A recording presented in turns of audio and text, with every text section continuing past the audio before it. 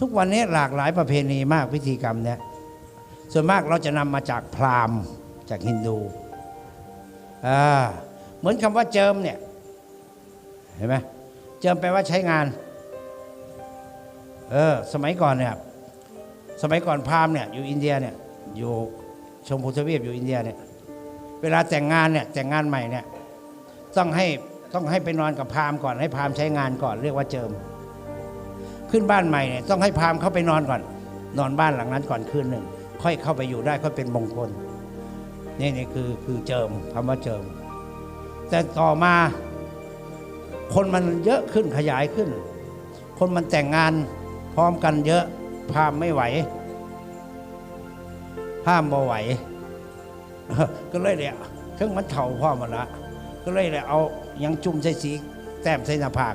เจิมแหละใส่งานแล้วไปเฮื่อนกับปุ๊บใส่เฮื่อนเจิมแล้วเห็นไหมพระเข้าไปเห็นกับไปซ้ำเขียนมาง้อมาแง่งเสร็จแล้วเอามาหาเงินเนี่ยว่าของสิ่งสะเทือนเลยเนาะก็เลยไปเฮ็ดพากันเฮ็ดมาเห็นบอกเป็นประเภทนี้เป็นความนิยมเห็นบอกเจิมพูดง่ายๆแปลว่าใช้งานเนาะที่ต้องเข้าใจด้วย